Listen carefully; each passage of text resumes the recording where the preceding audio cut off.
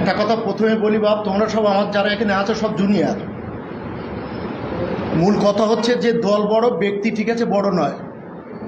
তা দল আমাদের ভাঙড়ের যখন দুর্দশা এলো দলের, তখন আমাদের নেত্রী মমতা বন্দ্যোপাধ্যায় এবং আমাদের নেতা অভিষেক বন্দ্যোপাধ্যায় দলের কাণ্ডারি করে অবজারভার করে আমাদের প্রিয় নেতা শওকত সাহেবকে ভাঙড়ে আমাদের দেখাশোনার দায়িত্ব দিয়ে পাঠিয়ে দিল।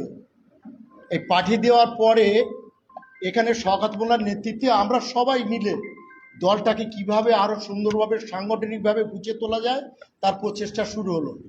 এবং তার ফসলস্বরূপ আমরা দেখলাম যে বিধানসভায় আমরা যে ভাঙড় হেরে গেলাম, শওকত মোল্লার নেতৃত্বে আমরা তৃণমূল কংগ্রেসের কর্মীরা সেই লোকসভা নির্বাচনে আবার এইখান থেকে এই বিধানসভা থেকে আমরা আইএসএফের থেকে 42,000 ভোটে লিড করলাম এবং ভারতীয় জনতা পার্টির কাছ থেকে আমরা 87 ভোটে লিড করলাম।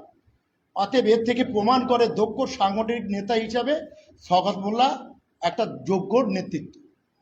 এই যে শওকত মোল্লার নামে বারবার বিভিন্ন রকম কুরুচিকর মন্তব্য করছেন নারায়ণ ইসলাম, আপনি তো তার সঙ্গে দীর্ঘদিন ধরে ছিলেন, চরিত্রের এই যে টানাপোড়েন সেক্ষেত্রে তিনি কেমন ছিলেন, কতটা আপনি জানেন, কি বলবেন? দেখুন, রাজনীতিতে একটা কথা আছে, গায়ে মারে না আপনি মোড়ল। তো ভাই ঠিক আছে, তোমার নিজের সিটটা তুমি আগে ঠিক করো, তারপরে তো পরের সিটির কথা বলবে। তা তুমি সেই সব না বলে ঠিক আছে তুমি চুল করছো, তো তুমি চুলকো, ভদ্র ভাষায় চুলকুলি ভালো লাগবে।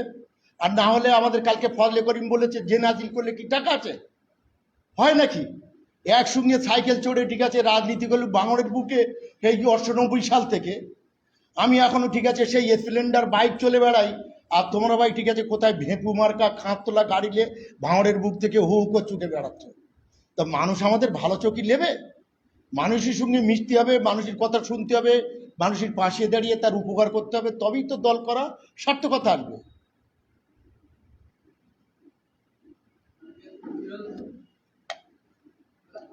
আবার এই নতুন করে ভ্রমণে গোষ্ঠীদ্বন্দ্ব হওয়া উঠছে, হঠাৎ কেন আবার? মানে আমার তো শান্ত হয়ে গেছে। বাবু, তোমরা এই কথাটা মনে হয় ভুল বলতেছো। ভাঙড়ের কোনো গোষ্ঠীদ্বন্দ্ব নেই, ভাঙড়ের একটাই হচ্ছে নেতা, তার নাম হচ্ছে শওকত মোল্লা, আর আমরা যারা আছি তার সৈনিক। এখানে আবার গোষ্ঠীদ্বন্দ্ব কি?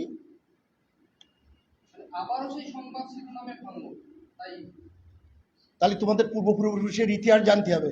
এই ভাঙড় থেকে ঠিক আছে ডাক্তার আমির আলী সাহেব একদিন স্বাস্থ্যমন্ত্রী হয়েছিল, এই ভাঙড় থেকে এ.কে ইসহাক সাহেব একদিন সেন্ট্রাল মিনিস্টার হয়েছিল। সেই জায়গায় দাঁড়িয়ে এই ভাঙড় হচ্ছে ভাঙা গড়ার খেলা দিয়ে এখানে সব সময় তৈরি হয়, কিন্তু ভাঙড়ের মানুষ, ভাঙড়ের আমজনতা তারা সচেতন, তারা মমতা বন্দ্যোপাধ্যায়ের উন্নয়ন, অভিষেক বন্দ্যোপাধ্যায়ের নূতন দিশারিকে সামনে রেখে নূতন ভাঙড়কে সাজিয়ে তোলার চেষ্টা করছে। তার সারথি হচ্ছে শওকত মোল্লা। আপনি একসময় আরাবুল ইসলামের সতীর্থ ছিলেন, আজ শওকত মোল্লার সতীর্থ, দুজনের পার্থক্য কি? দুজনের পার্থক্য বলতে গেলে একটা কথা বলি ভাই, ক্ষমতা সারা জীবনভর ধরে রেখে দিয়ে বসে থাকতে হবে না। ওই আমাদের রাজারহাট নিউ টাউন গোপালপুরের ঠিক আছে বিধায়ক ছিল পূর্ণেন্দু বাবু, আমাদের রাজ্যের মন্ত্রী হয়েছিল, বয়সের ভারাক্রান্তে ছুটি নিয়ে চলে গেছে।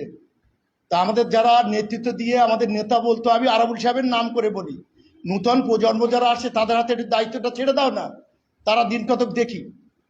এই আমাদের পঞ্চায়েত সমিতি, আমাদের সভাপতি সোনালী দিয়ে আছে, আর এখানে সবাই কর্মদক্ষ মেম্বাররা আছে।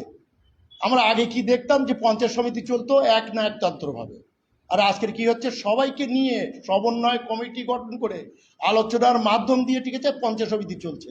তাহলে ভালো কোনটা ভাই তোমাদের বিচার করতে হবে।